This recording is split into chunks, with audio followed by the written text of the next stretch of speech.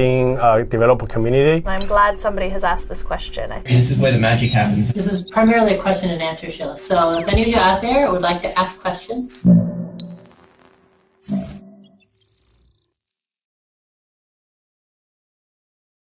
Shanghai GDG is a very interesting developer community. Developers Live. And this week we're actually coming from the main studio in New York, and I'm Jeff Posnick from the YouTube Developer Relations team out here in New York. And for a change, we have Yarrick and Jeremy joining us from Mountain View in kind of the remote location. Hello. Hey guys, good morning guys. And Hey Jeff, how are you doing? I'm doing well, thanks. I'm live from New York, but it's not Saturday yet. Yeah, you know, it's the fun Wednesday afternoon broadcast scene in New York, and yeah, I mean, how I'm doing is for those of you who have been following along religiously to our YouTube Developer Lives, you have been able to track the progress of my cold, and you know, from about a month and a half ago where I was completely out of commission and couldn't make the broadcast to, you know, as I've slowly been coming back and just providing some background of coughing and things like that. So you could expect the coughing to be in the foreground this week. Have my hot tea ready. Nice sponsorship with the generic melamine cup company. So bear with me, please, if I'm coughing at any point. But the reason we're going live from New York in this particular case is that we wanted to devote this week's session to YouTube Direct Lite. And YouTube Direct Lite is a project that is very near and dear to my heart. It is something I've been working on for a number of months now, and it's kind of the evolution of the whole YouTube Direct platform. And for those of you who might not be familiar with YouTube Direct or YouTube Direct Lite, I want to start by just giving you some background and talk about why you might want to use YouTube Direct or YouTube Direct Lite in particular. So let's say that you are somebody who's running a website, and you want to have a way of soliciting feedback from users of your website. And you know, there's obviously ways of doing that via text comments or things along those lines, but you know, we're YouTube. We think things should be doable via video and easy to do via video, and we'd like to make it easier for folks to solicit video feedback from their users. And this could be any type of video feedback. It could be people, you know, sitting in front of a webcam and answering a question that a news organization asks about. It could be people who've captured kind of like citizen journalism or citizen reporting, submitting to a site. It could be, you know, a gaming website that, you know, might have members of a certain online guild upload videos of their playback experience or something along those lines. Whole host of possible solutions. And you know, the problem is that while there are definitely ways of doing that using the YouTube API, a lot of that requires a good deal of programming, and you know, not all people who are hosting their own websites are developers, and you know, it's also not a great idea to ask people to start coding the same thing over and over and over again. So providing a platform that takes care of all those common activities that normally involve with soliciting video uploads, and then also featuring the video uploads that have been, you know, moderated by the website owner and approved. That's something that we wanted to accomplish with YouTube Direct, and now with YouTube Direct Lite. One of the important things to note is that this follows our best practices for uploads. And those of you who have tuned into some of our previous shows, I think it was a couple of weeks ago, you heard me talk for about 30 minutes about best practices for soliciting uploads and making sure that you don't have the uploads all go into one master account. The idea is that users should first authenticate against their own YouTube account, and then you could use the API to upload videos into that account. And that's what YouTube Direct Lite does. So we have an easy way of doing that. It all uses OAuth 2, which is our standard authorization method, and I'll walk you through the flow in a little bit. Jeff, I have a question for you. Mm-hmm. Before you get too much into the YouTube Direct, you know, I'm a little bit of a tech history buff. I love the Computer History Museum here in Mountain View. Cool. And I'm always curious, you know, how do projects start? So how did your project start? Was your wife involved in any way? You know, there's all these tech companies that get started because of wives. Like, what prompted you to actually start working on this? Now I'm really suspicious. Was my wife involved in any way? Not as far as I know. So, I mean, YouTube Direct came probably about 3 years ago now, and that was kind of the whole genesis of project, and it was actually one of the first things I worked on when I joined the YouTube API team. And we were thinking a lot about citizen journalism in that particular case and trying to help folks collect news stories. But it's always been more than just the whole citizen journalism use case. We want to make this kind of a generic way of soliciting videos. And then YouTube Direct Lite came about more recently, and what actually prompted me to write it is the fact that we can now do something that's purely client-side JavaScript that has most of the same functionality as YouTube Direct. And I'm going to talk about that a little bit later, but because YouTube Direct Lite is pure client-side JavaScript, and you notice I'm wearing my HTML5 t-shirt today instead of my normal YouTube developer t-shirt because I wanted to give HTML5 some love, and particularly cross-origin resource sharing, which is the part of the HTML5 spec that really powers a lot of what YouTube Direct Lite can do. For the first time recently, we were able to write something that did not require server-side deployment, but had most of the same functionality as what our older YouTube Direct project had. So I will have to defer to my wife, whether she had any input or not. But as far as I recall, that's kind of the background story. Great. So you are becoming more of a client-side guy over the years. You started off in the cloud, and now it's all about the browser? I won't say that it's all about the browser, and I certainly am very well aware of some of the limitations that the pure client-side solution has. You'll notice we're not calling it YouTube Direct, 2.0 or 3.0 or anything like that. We're calling it Lite because there are certain things that we just can't do yet in client-side code. But what we really wanted to do was provide something that was as easy as possible for folks who want to use YouTube Direct, and perhaps in the past have wanted to use YouTube Direct, but were really just not able to overcome the technical barrier of having to check out source code, open up Eclipse, deploy their own Java App Engine instance, all those things that were required in the earlier project. So doing browser-based code that we could host ourselves, host for them on their behalf, really made this possible. Cool. So are you going to give us a demo, or what's the plan? Yeah, I just one other thing that I want to mention before giving the demo of what this looks like is the fact that this is kind of our flagship usage of the YouTube upload widget. So for those who have seen this year's Google I/O presentation that we gave, we did a joint presentation on the upload widget and YouTube Direct Lite.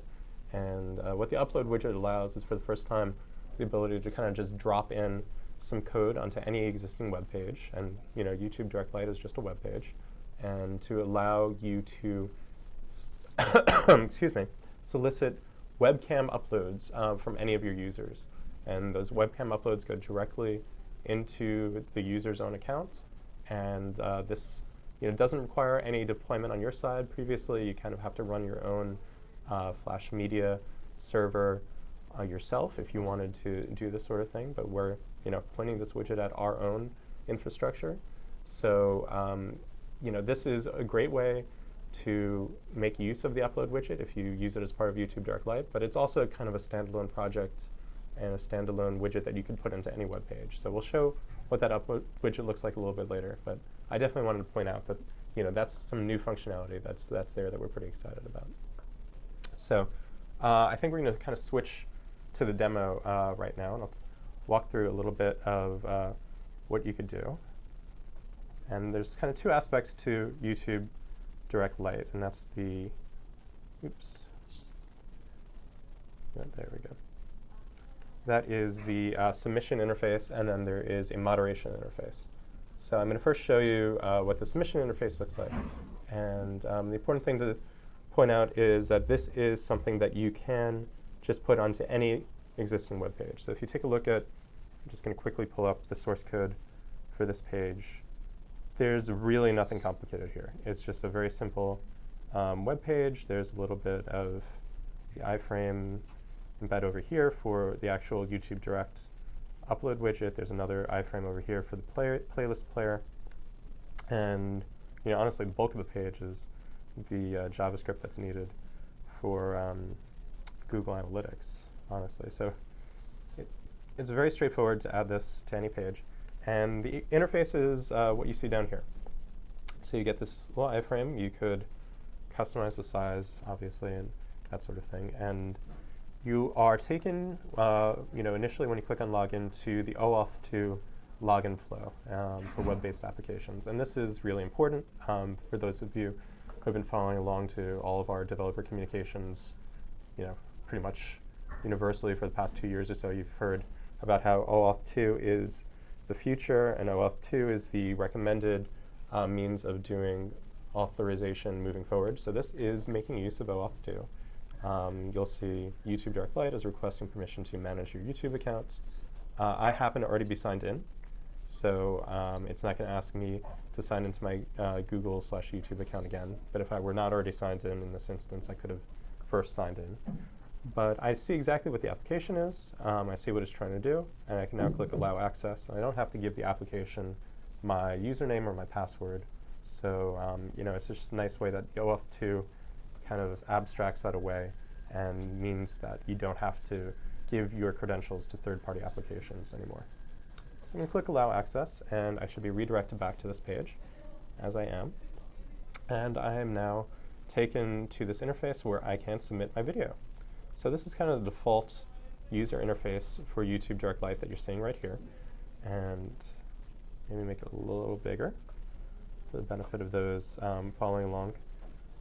So this is obviously a little generic, and one of the things that you can do with YouTube Direct Lite is check out the code yourself.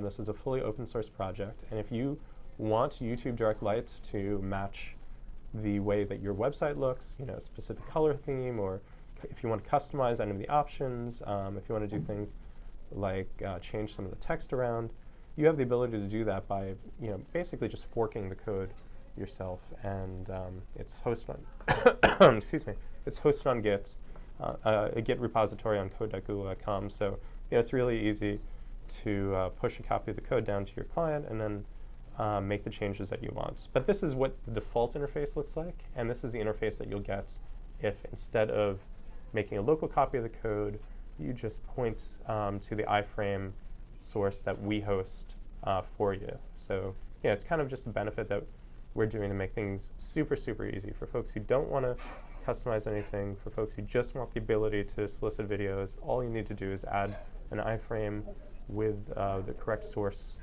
to any existing web page. I'll talk you through the steps for doing that in a little bit after I go through the demo. So I don't have a local video to upload from my hard drive as part of this demo, but if I did, I could choose the file over here and click upload. What I can do is either submit a video that's already existing in my YouTube account. So I have a couple of demo videos right over here. You can actually see Yark's head in the background for that demo video. If I don't remember what these videos are, I could click play over here and quickly just see an inline preview of what that video is using your standard YouTube player. And this is actually really nice. If nothing else, I recommend folks who are trying to do something similar to take a look at our code, and you can feel free to steal that portion that converts from a standard. You see over here, this is just a standard image right now, and then we have special on-click handlers set up that will initialize the iframe player when you click on it, rather than having to initialize multiple instances of the iframe player ahead of time. So feel free to steal that code if you think that would be useful. And then we have this webcam interface, and this is making use of the upload widget that I talked about before. So clicking on record over there brings this up, and I hopefully will not get an unresponsive instance of Chrome in this case. It looks like it's not happy. Something Flash related is not happy, unfortunately. So I cannot show that particular demo right now. And I'll show instead just submitting one of these existing videos. So click over here on submit video, and my video submission was received. So that's one end of things. That is submitting, and that's what your users will see. But the whole idea is that these videos are not in any particular YouTube account. These videos all live in the YouTube accounts that belong to the people who actually submitted the videos. So there's really no way of knowing about these videos unless you have some identification that gets attached to them as part of the submission. So we're actually making use of keywords within those videos, and we are using that to kind of find all the submissions that come in and present that to a moderator in this administrator interface that you're looking at right now. So actually, let me walk through the full steps. So this is what happens when you want to moderate a YouTube Direct Lite instance. You first select a playlist. YouTube Direct Lite is organized around the concept of a playlist. So whenever you have a submission widget on a page, that submission widget is associated with a specific playlist. And here I just have a few different tests over here. I believe the one that I have been using to solicit submissions on that page is this YouTube Direct Lite submissions playlist. You could also just create a brand new playlist if you'd like, and this is all making use of the standard YouTube API calls for creating playlists and fetching playlist information, and it's all done client side using the cross-origin resource sharing capability that's in many major browsers.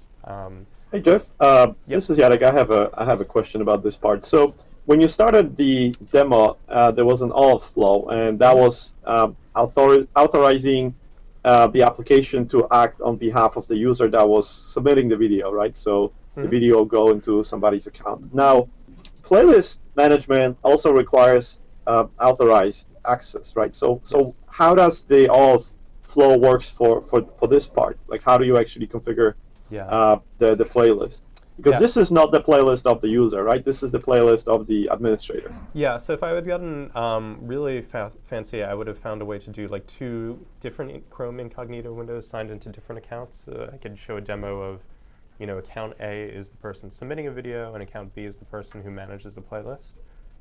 So this is a little bit of a contrived demo, and the person submitting the video and the person managing the playlist is the same account. And since I'm already signed in to that account, and I've already gone through the OAuth 2 flow once, I don't have to go through it again at this step. Normally, if I am an administrator and I haven't previously submitted a video in the same browser session right before, I would have to go through the OAuth 2 flow once and authorize access before I could get to this page. So definitely, a great question, but it is using the same sort of OAuth 2 protection as the other page that you just saw was. One of the nice things about OAuth 2 is that you do not have to continuously re-log in. So this will actually remember the first time that I allow access to my specific account to this specific application. And subsequent times, if I go to the page, I'll just already automatically be logged in. And we do have the log out link for those who want to log out, but it just makes it a lot easier to use in this particular case, rather than have to remember to type in your password and click allow each time you go to a page. So let's say, going back to the administrator interface, let's say that you are going to, you have this playlist and you want to start soliciting submissions for videos that will end up in that playlist. Clicking on that playlist will take you to this Embed Codes tab over here. And what you get right here is the exact iframe code that you need to insert it into any page and ensure that the submissions made on that page are associated with that given playlist. This, again, does not mean that the videos will automatically appear in a playlist as soon as they're submitted by the user. You still have to review them in this pending tab over here. But this is just one way of saying, if the video is approved, this is the playlist that it should go into, and it should appear into the pending tab over here when I'm looking at things in that playlist. So you can imagine you might be a website that's running 10 different submission forms on 10 different pages for different topics. You could separate them all into distinct playlists and kind of segregate the work based on that, and feature the videos separately also based on that. Because the other thing that's available on this page is this iframe embed code that will allow you to put the standard YouTube playlist player onto any web page, and that playlist player will automatically show all the featured videos for a given playlist. So that's what we have right over here, for instance. You can see on this page we have a submission over here, and that's just corresponds to this type of playlist code. And again, it has the playlist ID already filled in for you, so you don't have to look that up or anything like that. For folks who don't want to continuously go back to the pending tab and check for new submissions, we also have a link to an RSS feed that will automatically be updated anytime there's a new submission that comes into a given playlist. So that's another really useful feature that you could use to keep track on what's being submitted. So I'm actually thinking that the playlist I submitted the video to might be slightly different than this one. Yeah. So I might not be able to find the exact playlist over here. And maybe over here is one. Here we go. Okay. So this just gives you a demo of, I'm using a slightly different playlist. But it gives you an idea of what the admin interface looks like. So there's no pending videos in this particular case, but I have 3 videos that I previously approved. They've been submitted. I could play them back again in here. If I realize, hey, I don't actually want this video approved, I could then click on reject. You see it disappears. A nice little, I think that is, I don't even think that's Jquery UI. I think that's just standard Jquery and some animation with CSS effects to get it to disappear into that rejected tab over there. But hey Jeff, I have a quick question. Sure. So you're pulling these videos into the approved list by a specialized keyword that associates it with the playlist, right? Yeah. So when you're rejecting them, I'm guessing because you're now signed in as only as the admin with OAuth 2, you can't obviously remove that keyword, right? So how are you moving it from pending to pending to rejected? Yeah, I'm cheating a little bit. So the way I do that is by creating a new playlist in the administrator's account that I think has the name YTDL rejected videos. And every time you reject a video, that video gets added to that rejected videos playlist. And this is a private playlist that's not really visible to anybody else. You don't have to worry about it showing up anywhere. And I'm really just kind of overloading the use of a playlist in this case to act as kind of a glorified data store, let's say. And it's a way of keeping track of all the videos that have previously been marked as rejected.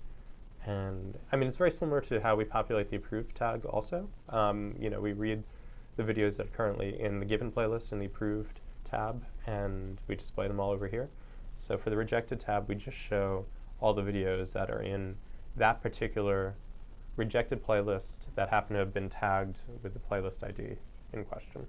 So not necessarily the most, let's say, I don't know what derogatory term I should use. It's not the thing I'm most proud of in the world, but it was one way of working around the fact that we don't have any real server-side store of data, so we're kind of overloading the playlist. So also the OAuth 2 permission is not kept anywhere, right? So you don't really have the ability to later on go back and say add a tag or remove a tag or add a developer tag to the video, right? The flow is actually forgotten as soon as the user leaves the browser. Right, so YouTube Direct was a little bit different in that we would keep track of the OAuth, or I guess in that case it was auth sub credentials for the user who submitted the video, and then when we approve the video, we would have those credentials of the submitting user, and we could use them to, for instance, make an update to the video's description to say, hey, this video has been approved and added to this playlist, or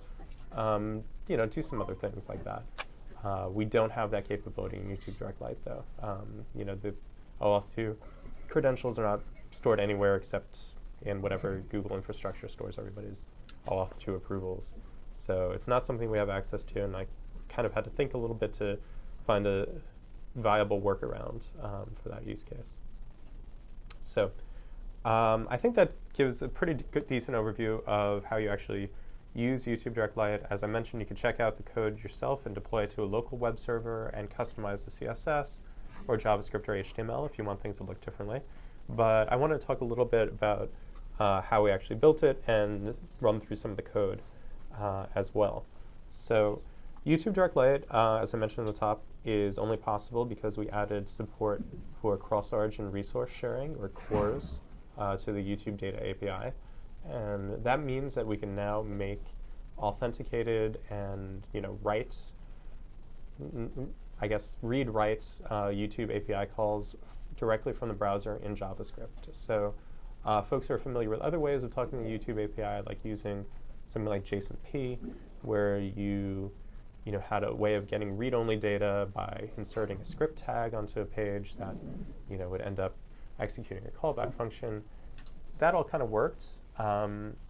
It's not really, I wouldn't say it's an abuse of HTML or anything like that. It's a very well-established practice, but it's not really something native to the browser. It's not using native JavaScript constructs. It's not using an XML HTTP request, which is what Cores does, for instance. So now that that's available in the API, for any browser that supports it, and that is most modern browsers. It's not Internet Explorer 9, unfortunately. I think Internet Explorer 10 is going to have full support for the Cores standard. But in any supported browser, we make heavy use of that, and we're actually just using jQuery, jQuery's Ajax wrapper around XML HTTP requests to do a lot of our Cores calls. I'll show you some of that code a little bit later. Lots of jQuery. Everywhere we're actually using some local caching, using the local storage capabilities of HTML5, using one of our former colleague Pamela Fox's LS cache JavaScript library, which has a really nice way of expiring data after a certain point in time and kind of making local storage work like memcache. So that's been kind of cool, and that was really useful to use. And I'm also using Requirejs, which is a framework for kind of breaking JavaScript code into a bunch of different modules and specifying module dependencies, and refactoring my code that was not initially written to Requirejs to start supporting Requirejs was a little bit of a headache, but it was definitely something I should have done from the beginning, so I'm glad I did it, and kind of has resulted in a lot cleaner code and more modularized code. So I highly recommend Requirejs for folks who might be thinking of tackling similar projects. And I wanted to also mention, we're using the YouTube player and upload widget libraries that I already talked about before, but we're kind of using the standard interface there. So I wanted to run through some code before we do anything else, and let's pull up this code from the Google Code project. And I wanted to first talk about how we're using the upload widgets. So this is something that might be a little bit new to folks because we just announced this a few months ago. Excuse me. And you might not have seen very much sample code of how to use the upload widget in a real world setting, for instance. So I wanted to show that off now, and a lot of this at the top right over here, this is just something that has to do with how Requirejs, line 17 over here, how Requirejs handles module dependencies. And we're just basically saying that this module depends on all these other modules. So don't worry too much about that over here. But I wanted to point out how we're initializing the code for the upload widget. And what we're doing is actually checking to see if the YT upload widget namespace is currently defined. We don't want to keep loading in the external JavaScript definition for the upload widget interface multiple times. We only want it to happen the first time if it's necessary. So we're kind of making use of lazy loading, and we're making use of this check to ensure that we only load it once. So if it is not already defined, the first thing we do is initialize this callback over here. And this is the standard callback that gets invoked whenever the code for both the upload widget and the player iframe API code is loaded. And it's window on YouTube iframe API ready. And you can see that we have this callback over here that says load upload widget. And that's our function a little bit down over here. And what we next do is make use of jQuery's getScript method. And this basically will just insert a script tag into the DOM for us with a source that points to this URL. One interesting thing that I wanted to mention about the URL, you notice that there's no HTTP or HTTPS prefixed. It's just this // over here. This is what I recommend everybody start doing. And if they don't do this, then at the very least, if you're going to hard code something, you should put hard code HTTPS rather than HTTP. And using the // that was a little interesting, and this is called, I think it's called scheme relative addressing. And if your host web page is accessed via HTTP, then this will tell the browser, hey, it's okay to load this resource via HTTP. And if your host web page is accessed via HTTPS, though, it'll know, hey, I need to load the HTTPS version of this resource rather than the HTTP version.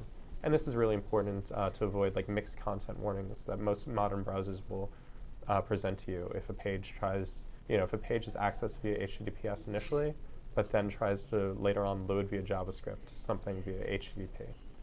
So rather than having to worry about checking to see what the scheme of the host page is or anything like that, just make use of this scheme relative addressing and thank me later. So what we're going to do over here is if we already have loaded the code before, we'll just call webcam load upload widget directly, and that's the same callback that would happen after it gets loaded over here. So whenever this function's called, we know that our YT upload widget namespace is available. And the way the upload widgets API actually works is somewhat similar to the player API, for those who are familiar with that. You initialize it by calling the YT upload widget constructor. You pass in the name of the ID of the div element that's going to be replaced with the actual upload widget. And you pass in some event definitions over here. And this is saying, when the upload widget is ready, I want to set the video title to whatever the default title is, the description. I want to set the keywords for the video to this particular playlist ID. This is kind of the whole keyword-based searching that we use to populate the list of pending videos. So I need to be sure that I'm setting the proper keywords on the videos. And we also have different methods for when the upload is complete or when there's an error, for instance. So we just have some ways of displaying a little message when the webcam submission's successful or when there's an error. We're also just making use of Google Analytics for tracking specific events, like when a webcam submission is successful or when there's an error. So that's what's going on over there. I wanted to then pop to kind of a quick tour through one piece of relevant CSS that I mentioned before. Jeff, before you go there, sure. one quick question. So when the webcam widget completes the video upload, how does the application know about the actual video? Do you take advantage of that in your code, or is it always basically search based? Yeah. For example, can you get the video ID somehow? Yeah. So sorry for not mentioning that, because I'm not actually making use of the fact that the callback includes the video ID. This event object that gets passed in to the on-upload success is actually, you can see it's ignored by my callback. So I'm not looking at that, and I'm making use of the fact that the keyword is going to help us find the video later on. But if you're writing an application that's using the upload widget and you really just want to get notified immediately. Actually, immedified is kind of a useful neologism with both of those words put together. If you want to get immedified about the new video ID once it's available, you can hook up something in your on-upload success handler that'll take a look at, I think it's event.data video ID, but check our docs for the specific syntax. And you can, at that point, load a YouTube player on the page right after the upload succeeds, where the person could then play back the video, or you can make use of that video ID and store it in some local database somewhere, or anything like that. So there definitely is that functionality for those who need it. Okay, so I'm going to just quickly pop over to something in the CSS I mentioned a little bit, and this took me a little bit of fiddling around. For those who've played around in CSS before, you know that it's 90% fiddling and changing things. Actually, the Chrome, I don't know what we call, I guess, the developer tools panel is really useful for this because it lets you peek at the specific CSS properties for any element and change it in real time. So instead of having to constantly save your CSS file and then reload the page, you could actually go in and edit the CSS properties and immediately, live in the DOM, see how it affects things. So that proved very useful for doing this. But I just want to point out this is what I end up using to get the specific type of thumbnails that we saw when we were playing back videos. It's making use of a few things like absolute positioning and clipping the video.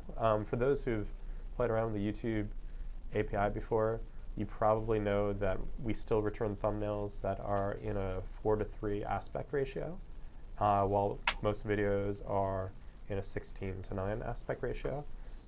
This is slightly annoying, but it's not really something that we could go back and change all the thumbnails for all the existing 4:3 videos out there and not break things too much. So it's kind of a legacy constraint that you can take advantage of CSS to fix on your end. If you know that most of your videos are going to be 16:9 anyway, you can use this clip property over here to cut out the top and bottom, letterboxing that would normally appear on your thumbnail and just show the actual video content.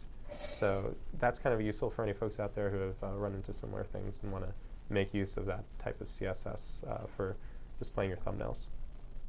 The other thing that I wanted to talk about was just an example of how we're doing the cores for talking to the YouTube API. And there's a whole bunch of code over here. Unfortunately, I feel a little guilty because I have a module called utils.js, and it's 14 kilobytes, and it's much bigger than anything else in the code. And that's always a sign that you're in a little bit of trouble when you have this one big function that does a lot of things. So I probably should refactor this a bit. Apologies that I have not, but I don't want that to stop me from actually showing off some of the code. And what this is going to do is define something called getFeed. And this is something that's really common for YouTube API developers out there. You want to write some JavaScript code that will access a feed of videos, and you want to get all the videos. Those of you familiar with the YouTube Data API know that we only return videos in a certain maximum number of items per page, we call it. So by default, you only get back 25 videos at once. You could use a URL parameter to say I want to receive 50 videos back.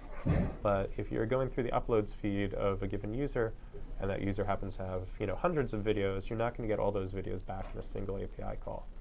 And this is intentional.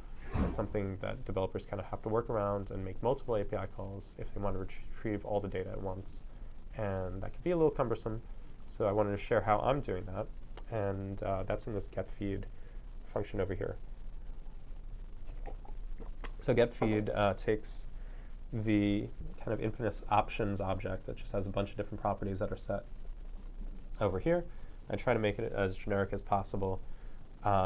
So I will take in the maximum number of results. If you want to say, hey, I'd only want to get 200 videos, even if there are more than 200 videos in the feed. I'm making use of getting back the videos in JSON format, getting back the response feed in JSON format, just because that's obviously much, much easier to parse from JavaScript than our default XML format. And I'm also making use of local storage caching in this particular case. So I check to see whether there's already a instance of that particular feed cached in local storage in the user's browser. And if there is and it hasn't expired, I think I have a fairly short expiration time set for those, then I'll just return that cached version. And this is great. For instance, I'm using the rejected video playlist quite a bit in the code, and not having to fetch that unless I know it's changed is great. It just means that there are that many fewer API calls and a much more responsive user interface. So that's just handling some of the options over here. And the actual meat of things, the Jquery Ajax call is right over here. And this is what's going to request the YouTube API feed. And I'm taking a look at the response over here. I'm seeing whether there actually is any data being returned. If there is not any data being returned, then I could just call the callback right away and pass in the results. That means I'm at the end of the feed. But if there is some data, then I'm going to use this merge method in jQuery to kind of concatenate the new data that I just got back in my most recent API call with any collected data that I've gotten from previous API calls. And I'm going to check to see whether I want to make a request for the next page of results. And assuming I do, I call getFeed recursively, and I pass in some new options, basically just incrementing the start index. So I get the next page worth of results. And finally, I'll invoke this callback and pass in the results. So I'm not going to say this is necessarily the best JavaScript code in the world, but it works, and it's kind of an efficient way of getting the entire feed from JavaScript using cores. So feel free to borrow that for your own purposes if that's something you think you might want to do. So we're running a little bit longer than I was hoping, but there was a lot to talk about. I wanted to spend maybe a minute or two just talking about some future enhancements for YouTube Direct Lite, let folks know where the platform might be going. Everybody out there is kind of interested in the new YouTube Data API 3.0 that is currently unreleased, but should be released as soon as it's ready, more or less.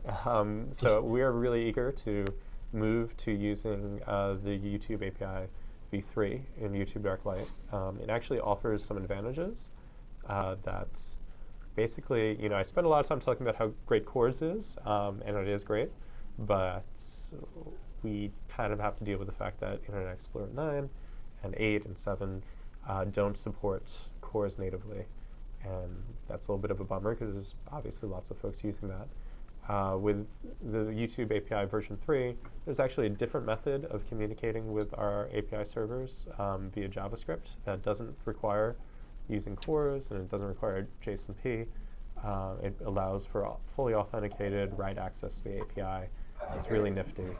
So I'm kind of eager to take advantage of that, and also, make YouTube Direct Lite one of the flagship applications that are using version 3 of the API.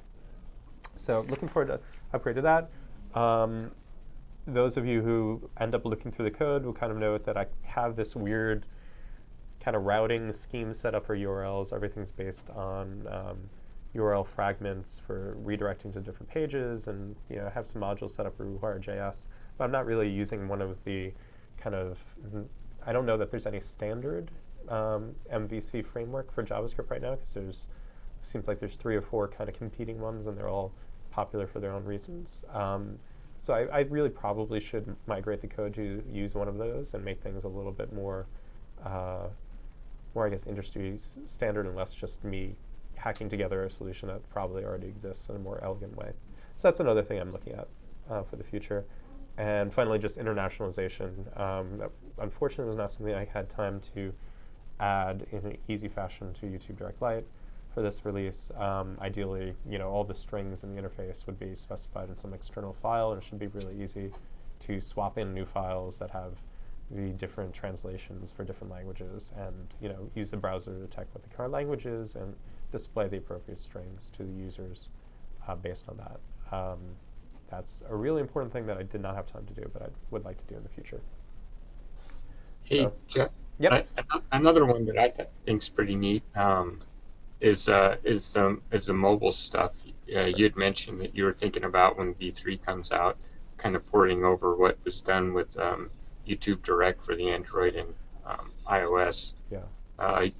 Would you mind talking about that? Because I know I have some people that are very interested in that. Sure. So YouTube Direct had a corresponding iOS and Android application that we wrote that allowed folks to basically look at all the available, I guess we were calling them assignments in YouTube Direct, but basically it's different playlists that are available to submit to, choose the playlist, and then choose a video that's either local on the storage of your phone, or record a new video using the built-in camera on your phone, and then submit that video for consideration in a given playlist. And that's not something that we have ported to work with YouTube Direct Lite backends yet.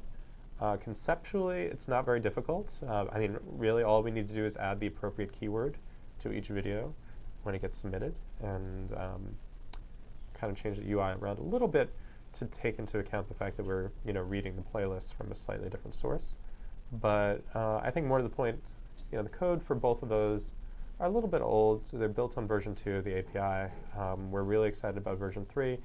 One of the reasons is because there's a really great Android library that talks to version 3 of the API along with other Google APIs.